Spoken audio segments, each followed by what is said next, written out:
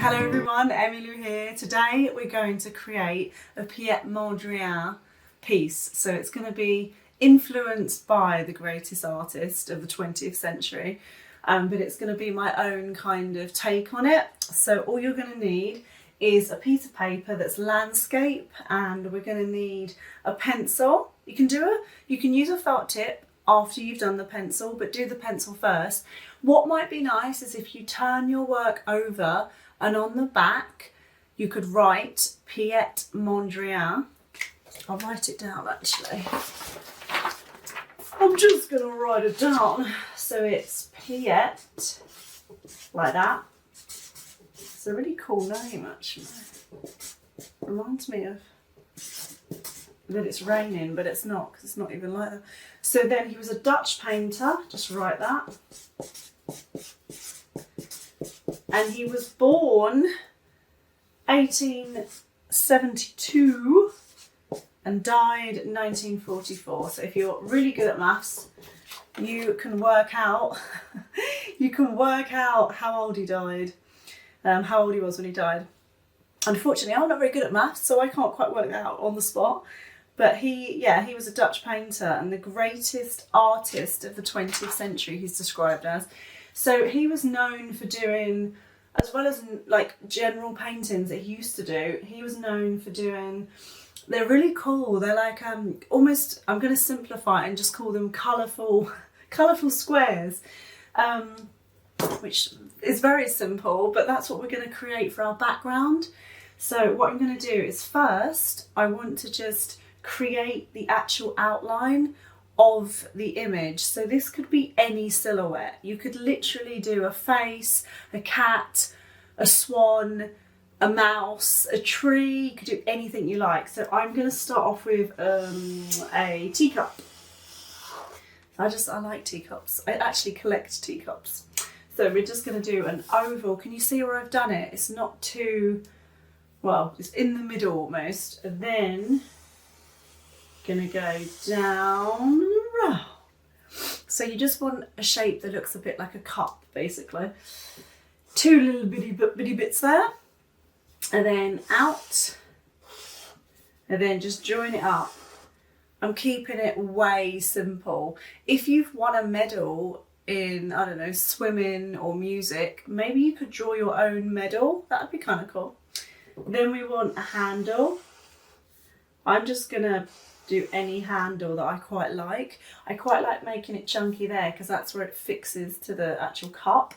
So you might just want to do a fancy one. You could do a designer one, it doesn't matter. Next to it, I want to do a saucer, but you might not want that because all it's going to be is a circle. So you might not want that. You could do two teacups maybe, but I'm just going to do a saucer. If you can't get it round, you can go around like that. Just draw over the teacup and then rub it out when it gets inside there. Or draw, and then float. Pick up your pencil and carry on doing the circle. That's quite a cool way of doing it. Now, because this is an outline, I want to rub out whatever's inside the shape that I've drawn. So for me, it will be there. And even though it sounds bizarre because I've just drawn it, it's going to be this bit as well. Because we just want the outline. We don't want what's inside it.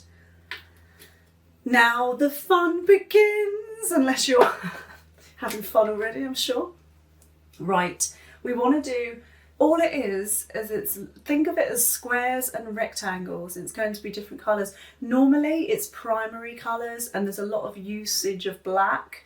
So we're going to just, if you just copy me, I'm just going to do 2 lines there. I might do 1 there. If you can't, you could just go over the silhouette to float your pencil. It doesn't even have to correspond. Might just do a couple there. You just make it up. Do not worry about it being too detailed. Then, obviously, you're going to do something across because we need it to be rectangles and squares. So I'm doing, whoa, try not to get it wobbly like I just did. You don't want to use a ruler. I mean, yeah, I wouldn't use a ruler. I think it looks better without a ruler. I mean, you could maybe try with a ruler, but I just think it's really good to train your eye to not use a ruler. Because now, if it wasn't for this video, I could pretty much draw a really good straight line without a ruler. But obviously I'm drawing it from the sides, it's a bit tricky. Right, I'm just making up shapes now. So as long as you've created a rectangle or a square, like here I'm thinking, I could just do this. There, I could just do that.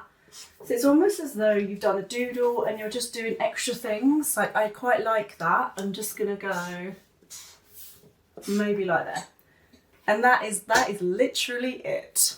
So once you've done that, what I want you to do is, I would recommend painting, just because it's really nice to fill the gaps. So once you've done it, we're going to outline all the lines black anyway. So you might as well get a black felt tip, or just go over the lines with a dark pencil if you want to. You don't have to, but it's quite nice. It looks really bold.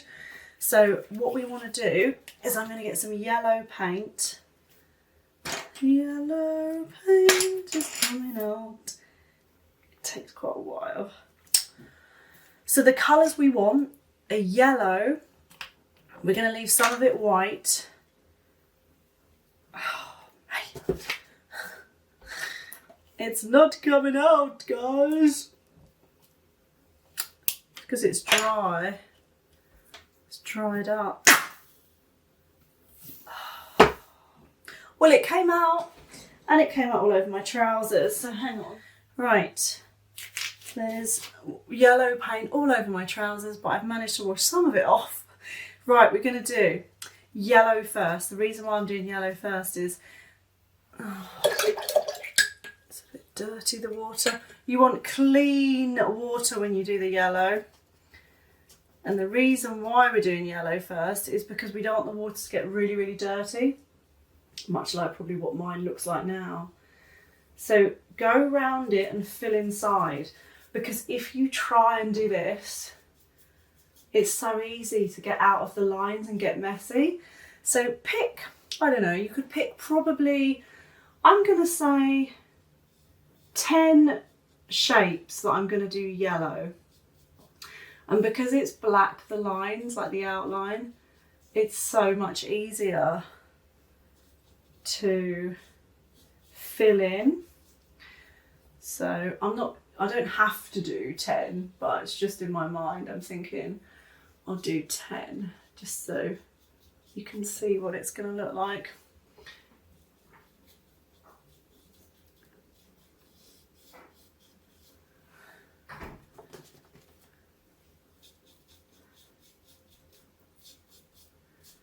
Okay, I think that's probably more than 10. 3, 4, 5, 6, 7, 8, 9, 10, 11, 12. I've done 13, there we are. Great. Okay, then we're going to do red, which I'm not going to put it on me this time. Let's hope not. Right, he loved doing the primary colours, so we're just going to go with the primary colours. We're not going to do, I mean, you could create, if you like, your own variation and do greens and oranges, and you know, you can go through the whole colour wheel if you wanted to, but I think I'm just going to do it in the style of Mondrian. So red, blue and yellow, and there's white in there and the black lines. Oh, I just smudged it a little bit. I'm literally doing the red bits, I'm just doing however I want. So you just maybe count. I do find it easier if you say to yourself, right, I'm going to count 10 red or something, and then if you think, oh, I've not done enough, then you can just say, right, I'm going to do 20 reds. It depends how many shapes you've got. But I do like red.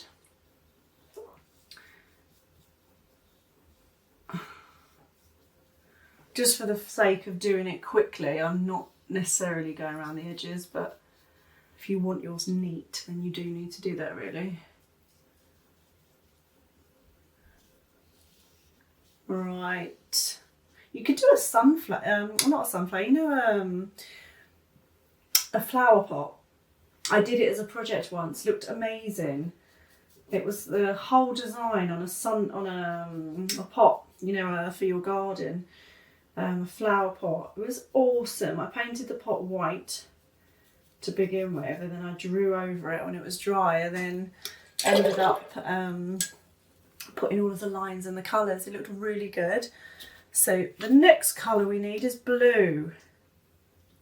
Pause the video if I'm going too fast, because I'm just telling you what you need next. So you don't need to do it right now. Woo, that blue came out loads as well. I'm not doing too well, am I, with the colours today? They're everywhere. So if you mix any of these colours, you get a secondary colour. So we're using the primary colours. Now, we can decide where we want this to be. Because my silhouette is white, I do want to colour mostly round it. Otherwise it doesn't make sense that there's a silhouette there, if that makes sense. So the silhouette is that and that. I do need to colour around it to make it stand out. I'm using a big brush, so you're going to need a small brush if you want it to look neat, because I'm doing it a little bit messy just for the sake of time. I love the way I said that and then it went way messy. It's not supposed to be that messy. Okay, bit of blue. I just made a slight error because I can't do that blue. I'll do it yellow because we want to go round the cup really and the saucer. Can you see how it's coming together? It looks really cool. It reminds me of Art Deco if you were to look that up. It's not really, but it reminds me of it. Or Art Nouveau really. Okay. Right, I must say the blue is nice. I want to leave quite a lot of white. I don't know why, I just like the look of it.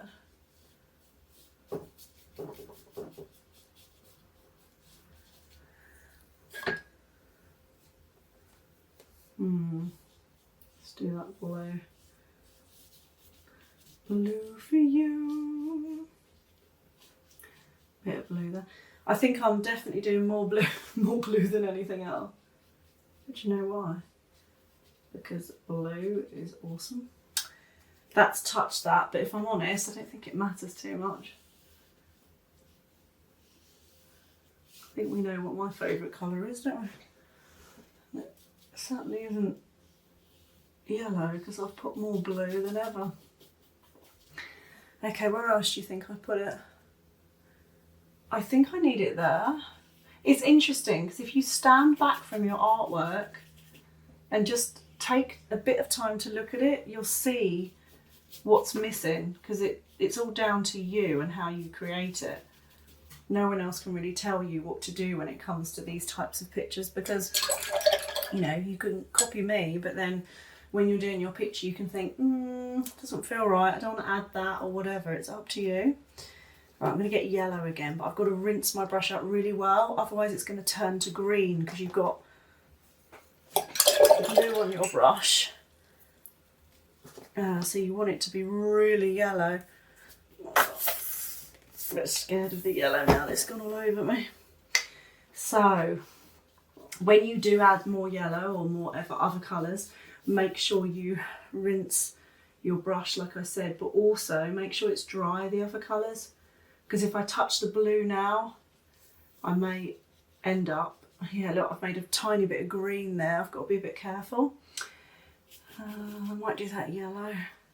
So the trick is, take your time, don't rush it, and when you've got a colour that's wet, just be patient, let it dry and go back and go over.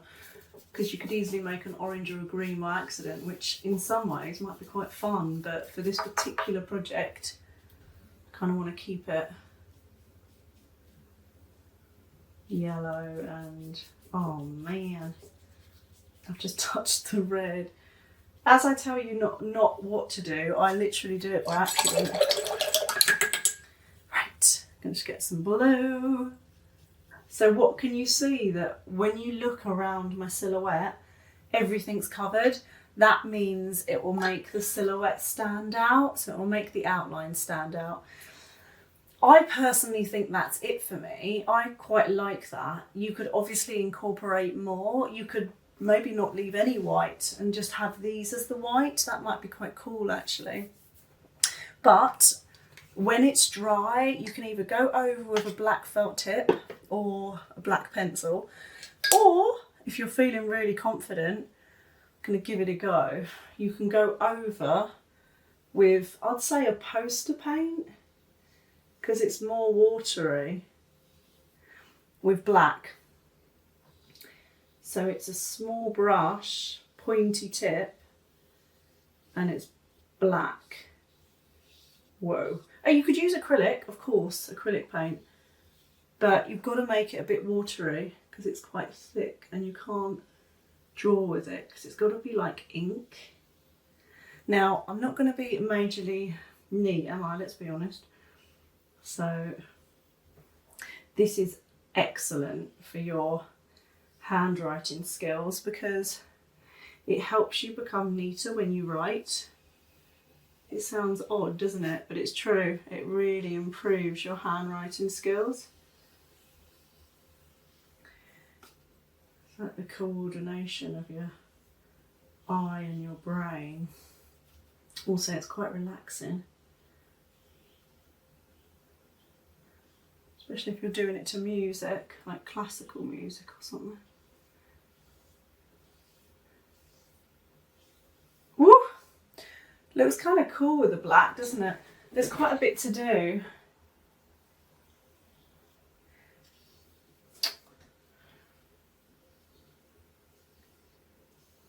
Obviously, you're going to do yours way neater. So don't worry if you're wondering why I'm doing it so fast. It's just so you can see how it's going to look. Oh man, I just smudged that. Yeah, can you see how the more I rush, the worse it looks? So may that be a lesson, because you don't want to ruin it at this stage. If you run out of black, just dip it in more.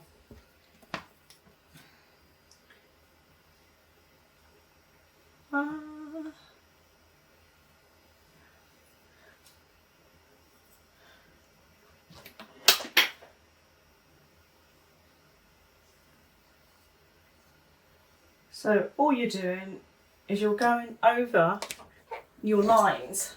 I don't know why my laptop's making so much noise. So you're going over your lines.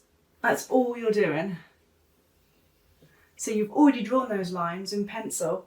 Got an itchy nose, so just go over. Really, you don't need that line, but I quite like it. Otherwise it looks like you're not really sure what it is. If you wanted to, you could do something like that, just to show that it's a saucer if you feel a bit like you can't really tell what it is. I quite like it as is. I like it how it is. You could do an egg cup. I love the idea of an egg in an egg cup with a spoon. That's quite cool because it looks like a kitchen thing, I reckon. It looks like tiles in a kitchen. So once you've done it, just get the black, sign your name if you want to, you don't have to. And then voila, there we are. There's my Mondrian inspired artwork, or my artwork inspired by Mondrian. Let me know how you get on with yours, and yeah, like, subscribe and share, and I shall see you soon. Bye.